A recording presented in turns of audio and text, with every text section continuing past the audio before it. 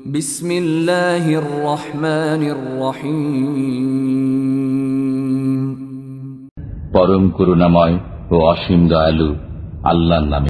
তাদেরকে পরিত্যাগ করুন যারা নিজেদের ধর্মকে ক্রীড়া ও কৌতুক রূপে গ্রহণ করেছে এবং পার্থিব জীবন যাদেরকে ধোঁকায় ফেলে রেখেছে।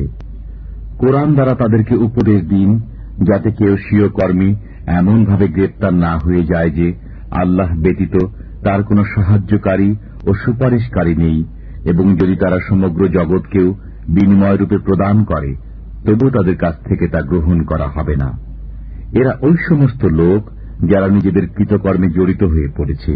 তাদের জন্য উত্তপ্ত পানি ও যন্ত্রণাদায়ক শাস্তি রয়েছে কুফরের কারণে। বলে দিন, আমরা কি আল্লাহ ব্যতীত এমন বস্তুকে আহ্বান করব যে আমাদের উপকার করতে পারে না এবং ক্ষতিও করতে পারে না? আর আমরা কি পশ্চাৎ পদে ফিরে যাব এরপর যে আল্লাহ আমাদেরকে পথ প্রদর্শন করেছেন? ওই ব্যক্তির মতো যাকে শয়তানরা বনভূমিতে বিপদগামী করে দিয়েছে, সে উদ্ভ্রান্ত হয়ে ঘোরাফেরা করছে। তার সহচররা তাকে পথের দিকে ডেকে বলছে, এসো আমাদের কাছে।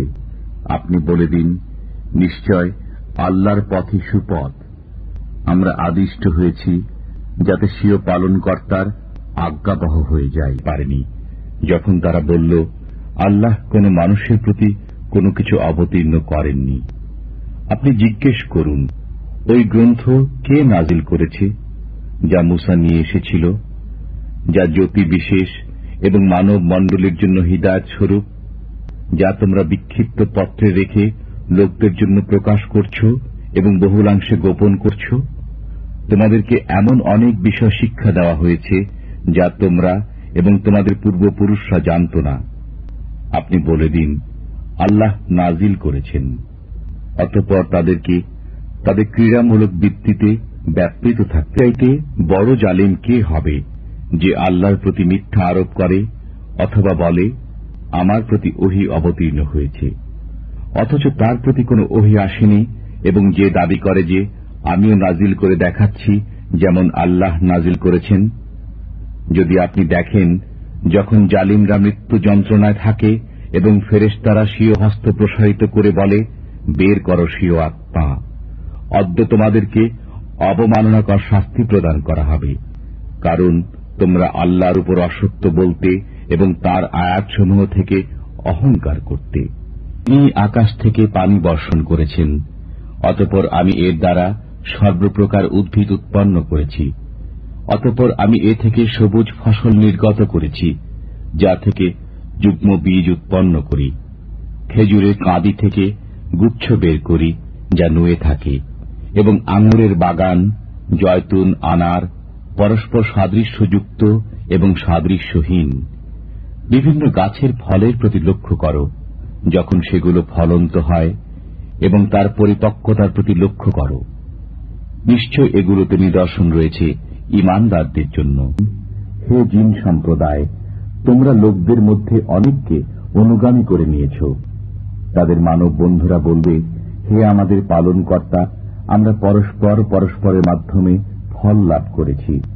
আপনি আমাদের জন্য যে সময় নির্ধারণ করেছিলেন আমরা তাতে উপনীত হয়েছি। আল্লাহ বলবেন, আগুন হল তোমাদের বাসস্থান, তথায় তোমরা চিরকাল অবস্থান করবে, কিন্তু যখন চাইবেন আল্লাহ। নিশ্চয় আপনার পালনকর্তা প্রজ্ঞাময়, মহাজ্ঞানী। সৃষ্টি করেছেন উটের মধ্যে দুই প্রকার এবং গরুর মধ্যে দুই প্রকার। আপনি জিজ্ঞেস করুন, তিনি কি উভয় মর্দ হারাম করেছেন, না উভয় মাদিকে, না যা উভয় মাদির পেটে আছে? তোমরা কি উপস্থিত ছিলে যখন আল্লাহ এর নির্দেশ দিয়েছিলেন? অতএব সে ব্যক্তি অপেক্ষা বেশি অত্যাচারী কে যে আল্লাহ সম্পর্কে মিথ্যা ধারণা ঘোষণা করে, যাতে করে মানুষকে বিনা প্রমাণে পথভ্রষ্ট করতে পারে? নিশ্চয় আল্লাহ অত্যাচারী সম্প্রদায়কে পথ প্রদর্শন করেন না। আপনি বলে দিন, যা কিছু বিধান ওহীর মাধ্যমে আমার কাছে পৌঁছেছে তন্মধ্যে আমি কোনো হারাম খাদ্য পাই না কোনো ভক্ষণকারীর জন্য যা সে আহার করে, কিন্তু মৃত অথবা প্রবাহিত রক্ত অথবা শূকরের মাংস এটা অপবিত্র অথবা অবৈধ। জবেহ করা জন্তু যা আল্লাহ ছাড়া অন্যের নামে উৎসর্গ করা হয়।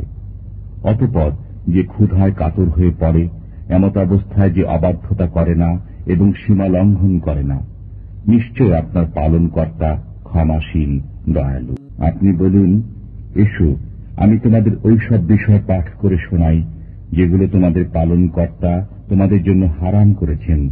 তা এই যে, আল্লাহর সাথে কোনো কিছুকে অংশীদার করো না, পিতা মাতার সাথে সদয় ব্যবহার করো, স্বীয় সন্তানদের দারিদ্র্যের কারণে হত্যা করো না। আমি তোমাদের ও তাদের আহার দিই। নির্লজ্জতার কাছেও যেও না, প্রকাশ্য হোক কিংবা অপ্রকাশ্য। যাকে হত্যা করা আল্লাহ হারাম করেছেন তাকে হত্যা করো না, কিন্তু ন্যায়ভাবে। তোমাদেরকে নির্দেশ দিয়েছেন যেন তিনি তোমাদেরকে পৃথিবীতে প্রতিনিধি করেছেন এবং এককে